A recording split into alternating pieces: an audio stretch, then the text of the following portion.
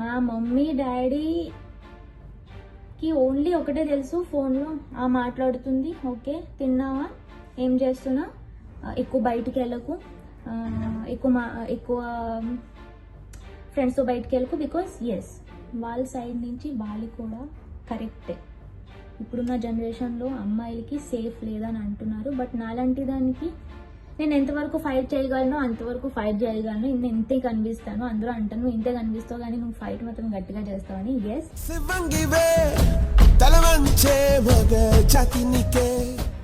నేను చాలా బ్రేవ్గా ఉంటా. బికాస్ నేను 2016 నుంచి ఇప్పుడు వరకు నేను ఒంటరిగా వచ్చి వెళ్ళిపోవడము, ఎక్కడికైనా ట్రావెల్ చేయగలను. నేను ఆ భయం అనేది నాకు లేదు, ఎవరు నన్ను ఏం చేస్తారని ఒక ఇదితో ఉన్నా. సో బాబు, అలా అని చెప్పి ఎవరో ఏదో చేయాలని కాదు, నేను జస్ట్ నా జర్నీ చెప్తున్నా. నేను వాళ్ళ గురించి ఇప్పుడు మాట్లాడుతున్నా. హోటల్లో జాబ్ చేసినంత ఈజీ జాబ్ ఇంకెక్కడ ఉండదు. ఎస్, ఎంత కష్టపడతామో ఇంకో ఇండస్ట్రీలో యాక్టర్స్ ఎంత కష్టపడతారు ఎండలో ఉండి, పాపం నైట్ షూట్స్ చేసి అయ్యింది. మేము కూడా అంతే కష్టపడతాము. మేము ఎన్ని తిట్లు తింటామో మాకు తెలుసు. గెస్ట్ దగ్గర నుంచి మాకు నోటు వరకు వస్తుంది, అరే నిన్ను కొడతాను రా, లేకపోతే ఇలాంటివి కూడా వస్తాయి. కానీ మేము కంట్రోల్ చేసుకుంటాం. బికాజ్ మా జాబ్ వాళ్ళని తిట్టడం కాదు, మా జాబ్ వచ్చేసి వాళ్ళని సాటిస్ఫై చేయడం. End of the day guest satisfy అవ్వాలి మన మాటలతో బట్టి ఆర్ మనం వాళ్ళకి ఎలా గెస్చర్ ఇస్తున్నాం, ఏం చేస్తున్నాం అనేది మా రిజల్ట్. మాకు రిజల్ట్స్ అనేవి ఒక గెస్ట్ ఆ రోజు హ్యాపీ అయ్యాడని అంటే అవి చెప్పుకోరు. ఆ గెస్ట్ మంచిగానే ఉన్నాడు, హ్యాపీగానే ఉన్నాడు. ఒక గెస్ట్ బాధపడ్డాడు అని అంటే ఆ త్రూ అవుట్ ద ఇయర్, ఆ 2 years కూడా నీ వల్ల ఆ గెస్ట్ ఇలా అయ్యాడు కదా అని ఒక ఇంపాక్ట్ కూడా మా మీద పడుతుంది. సో అది నేను చేస్తున్న జాబ్. ఇప్పుడు ఐఎమ్ అ హోటలియర్. హోటల్లో నేను ఏం చేస్తున్నానని చాలామంది క్వశ్చన్ అడిగారు కాబట్టి, హోటల్లో I use to be in front office first and then I move to reservations. So I'm very happy with my job. రిజర్వేషన్స్లో కాల్స్ ఎక్కువ వస్తాయి, ఇది అది అని చెప్పి అనుకుంటారు. లేదు, రిజర్వేషన్స్లో వీ కెన్ మీకు ఎలా చెప్పాలి, ఇప్పుడు ఎవరైతే ఈ వీడియో చూస్తున్నారో వాళ్ళకి అర్థమవుతుంది ఎలా గెస్ట్ని హ్యాపీ చేయాలి, ఎలా గెస్ట్ని సాటిస్ఫై చేయాలి. సో గెస్ట్ ఇవన్నీ ఎందుకు చెప్తున్నానంటే, నా ఈ జర్నీలో గెస్ట్ని సాటిస్ఫై చేస్తూ నా పర్సనల్ విషయంలో వచ్చేస్తే నేను ఎప్పుడు నేను ఎప్పుడు సాటిస్ఫై చేసుకోలేదు. నా ఫ్రెండ్స్ని మోటివేట్ చేస్తూ నేను మోటివేట్ చేస్తూ కొన్ని విషయాల్లో. కానీ మా మమ్మీ డాడీ ఊర్లో ఉండి ఏం ఆలోచిస్తున్నారు నా కోసం, నా బ్రదర్ ఫ్యూచర్లో ఏం ఆలోచిస్తాడు నా కోసం, ఎప్పుడు ఆలోచించలేదని వాళ్ళు అనుకుంటారు. బట్ ఎస్, Day 1 నేను జాబ్లో జాయిన్ అవునప్పటి నుంచి టిల్ ద డేట్ ఈ రోజు వరకు I use to think about my parents and my brother. అందరూ అంటారు నువ్వు ఎక్కడ ఉంటున్నావు, ఏం చేస్తున్నావు, మీ పేరెంట్స్తో ఉండను. నేను మా పేరెంట్స్ నా దగ్గరికి రారు, మెయిన్గా నేనే వెళ్తా. బికాజ్ సిచ్యువేషన్స్ అటువంటి, నేనే అక్కడికి వెళ్ళాలి. ఇక్కడికి వస్తే వాళ్ళు ఎక్కడ ఉంటారు. నేనేమో ఉండేది పీజీలో ఉంటే ఎక్కువ పేరెంట్స్ని జస్ట్ విజిట్ చేయడానికి ఉంటుంది, పేరెంట్స్ విజిట్ మనల్ని చేయడానికి ఉంటుంది. కానీ వాళ్ళతో మనం ఉండాలి, చేయాలంటే అవ్వదు. సో నేనే వెళ్తూ ఉంటా, వాళ్ళకి దూరంగా ఉంటా. సో ఈ గ్యాప్లో, ఈ దూరం ఉన్న గ్యాప్లో మా మమ్మీకి, మా డాడీకి, నాకు, నా బ్రదర్కి ఉన్న సిచ్యువేషన్స్ ఎలా అంటే, మంచిగానే తింటుంది, వీడియోస్ చేసుకుంటుంది, రీల్స్ చేసుకుంటుంది. అప్పట్లో టిక్టాక్ చేసుకునే దాన్ని. షీఈ్ హ్యాపీ అని అనుకుంటారు. లేదు, లోపల ఎంత బాధపడుతున్నా, ఎందుకు బాధపడుతున్నా అది ఎవరికి తెలీదు. చెప్తేనే కానీ ఎవరికి తెలీదు. సో నేను మా మమ్మీ డాడీకి ఎప్పుడు స్ట్రేట్ ఫార్వర్డ్గా ఎప్పుడు చెప్పలేదు నేను నాకు ఇది కావాలి, నాకు అది కావాలి, నాకు ఇలా ఉండాలని ఉందని చెప్పి. Because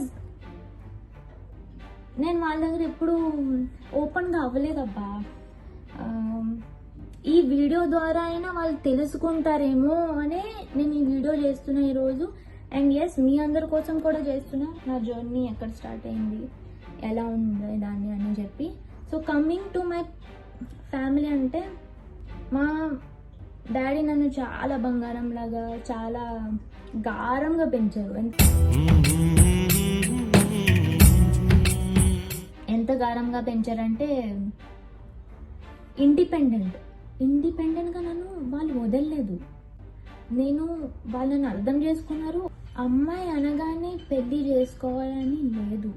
there are so many women in the world living their life very happily, being సింగల్గా ఉండి బిజినెస్ రన్ చేసి జాబ్ చేసుకుంటూ, లేకపోతే ఇంకోటి చేసుకుంటూ ఇండిపెండెంట్గా చాలా ఉంటున్నారు. సో ఆ ఇండిపెండెంట్ అనేది నా పేరెంట్స్ నాకు ఇచ్చారు. అది తప్పు అస్సలు కాదు. పెళ్ళి అనేది అప్పట్లో మా mummy daddy generations, of course me mummy daddy జనరేషన్లో పెళ్ళి అనేది ఒక ప్యూర్ ఎమోషన్, ప్యూర్ లవ్. అప్పట్లో లవ్ అనేది ఒక్కరితో చేసుకోవాలి, వాళ్ళనే పెళ్లి చేసుకోవాలి. లవ్ చేసిన వాళ్ళు ఎప్పుడు పెళ్లి కూడా చేసుకోలేదు, అలా సింగిల్గా కూడా ఉండిపోయిన వాళ్ళు ఉన్నారు. ఇక్కడ ఏంటంటే అందరికీ అయిపోతుంది, మనం కూడా చేసేసుకోవాలని ఒకరిని చూసి మనం చేసుకోకూడదు. నేను ఎవరిని తిట్టట్లేదు, నేను ఎవరిని ఏం అనట్లేదు. This is my opinion. నేను ఎప్పుడు ఓపెన్గా చెప్పలేదు, అందుకే నేను వీడియో ద్వారా చెప్తున్నా. ఏంటంటే, అమ్మాయి అనగానే పెళ్లి చేసుకోవాలన్న రూల్ లేదు, అమ్మాయి అనగానే ఇంట్లో పడి ఉండాలని రూల్ లేదు, అమ్మాయి అనగానే ఇంట్లో పనులు చేసుకుంటూ అలానే అందరికీ చాకరీ చేయాలి అని లేదు. అమ్మాయి జాబ్ కూడా చేసుకోవచ్చు. అమ్మాయి జాబ్ చేసినా చేయకపోయినా తను ఎలా ఉందాం అనుకుంటుందో అలా ఉండొచ్చు. Because this is the only life, only one. నేను మళ్ళీ పుడతానంటే నేను అందరి మాటలు విని నేను మళ్ళీ చచ్చిపోయి మళ్ళీ బ్రతికి ఇంకోటి చేసుకోగలను. బట్ లేదు, ఇది నా లైఫ్.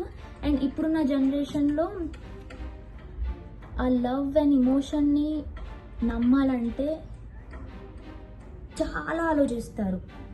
నేను దాంట్లో ఒకదాన్ని. నాకు ఎంత భయం అంటే, ఇంకొకరిని అటాచ్ అవ్వాలి అని అంటే చాలా భయం. నన్ను ఈ 10 yearsలో నన్ను మా మమ్మీ డాడీ ఎంత మంచిగా చూసుకున్నారో, దూరం నుంచి నా దగ్గర నుంచి నా ఫ్రెండ్స్ కూడా నన్ను అంతే బాగా చూసుకున్నారు. ఫ్రెండ్స్ పేర్లు చెప్పను, బట్ ఈ వీడియోస్ ఎవరైతే చూస్తున్నారో వాళ్ళందరికీ తెలుస్తుంది. 2016-17లో నాకు ఫ్రెండ్స్ ఉండేవాళ్ళు. వాళ్ళు జాబ్ వల్ల వాళ్ళు వెళ్ళిపోయారు. నేను ఇంకో ప్లేస్లో జాబ్ చేయడం వల్ల నాకు ఇంకా కొత్త ఫ్రెండ్స్ సర్కిల్, కొంతమంది తిట్టుకునే వాళ్ళు ఉన్నారు, కొంతమందిని నేను తిట్టి వాళ్ళని ఉన్నాను, కొంతమంది నన్ను అర్థం చేసుకునే వాళ్ళు ఉన్నారు, ఒకళ్ళు అయితే అక్కలాగా చెల్లిలాగా చూసుకునే వాళ్ళు కూడా ఉన్నారు. సో ఈ బాధ అనేది ఎవరితో చెప్పుకోవాలంటే మన ఫ్రెండ్సే. అండ్ మనం ఎంత చెప్పుకుంటామో మనం అంత వినాలి అని ఒక ఇది ఉండాలి. అరే పాపం నా బాధ తన విన్నది కదా, తన బాధ కూడా మనం విన్నాం. సో ఇక్కడ ఏంటంటే, నాకు అమ్మాయిల ఫ్రెండ్స్ కన్నా అబ్బాయిల ఫ్రెండ్స్ ఎక్కువ ఉన్నారు. వాళ్ళు ఫ్రెండ్స్ అంటే ఫ్రెండ్సే, తమ్ముడు అన్నయ్య అని వాళ్ళు ఉన్నారు, లేకపోతే బెస్ట్ ఫ్రెండ్స్ అని వాళ్ళు కూడా ఉన్నారు. వాళ్ళు ఎప్పుడు నన్ను అడ్వాంటేజ్గా తీసుకోలేదు, నేను ఎప్పుడు వాళ్ళ అడ్వాంటేజ్ తీసుకోలేదు. XYZ రీజన్స్ వల్ల వాళ్ళే నాకు సపోర్ట్ చేసేవారు.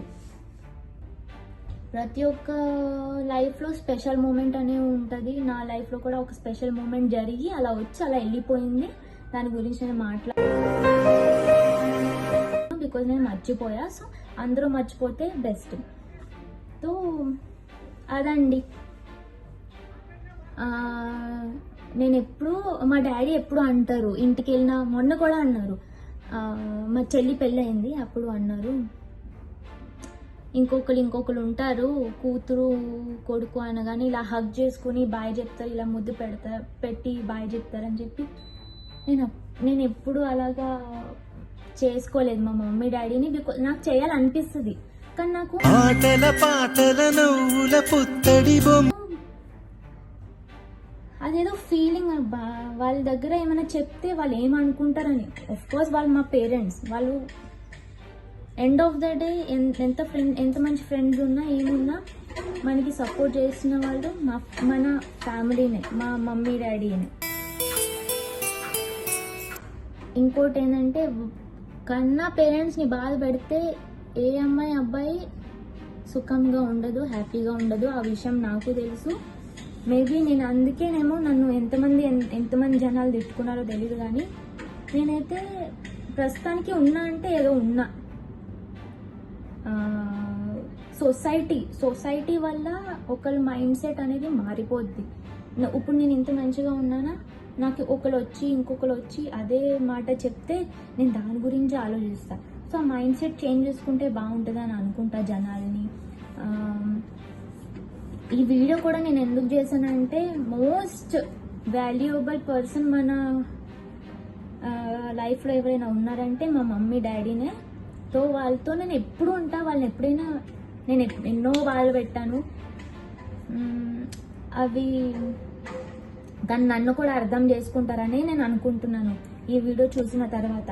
So I love them so much. ఎంత లవ్ అంటే నేను ఎప్పుడు ఎక్స్ప్రెస్ చేయను వాళ్ళిద్దరికి that I love them so much అని చెప్పి. But yes, I love them so much and a big sorry నా తమ్ముడికి కూడా. వాడు కూడా నాకు ఒకప్పుడు ఎంత సపోర్ట్ చేశాడో ఇప్పటికీ సపోర్ట్ చేస్తాడు. బట్ బ్రదర్ అండ్ సిస్టర్ అనగానే కొట్టుకుంటారు కదా, అలానే కొట్టుకుంటాం మేము కూడా కొన్ని విషయాల్లో. సో నెక్స్ట్ నేనేం చెప్దామని అనుకుంటున్నానంటే, ఎవరి లైఫ్ వాళ్ళది. మీరంతా చూసి వచ్చారు కదా అని చెప్పి మేము చూడాలంటే అవ్వదు, మేము కూడా అదే చూడాలని అవ్వదు. ఎవరేం చూద్దాం అనుకుంటున్నారో అదే చూస్తారు.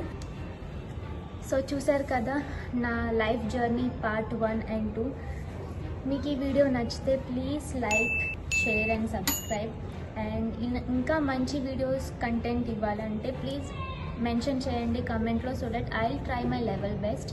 And thank you for supporting. I love you all.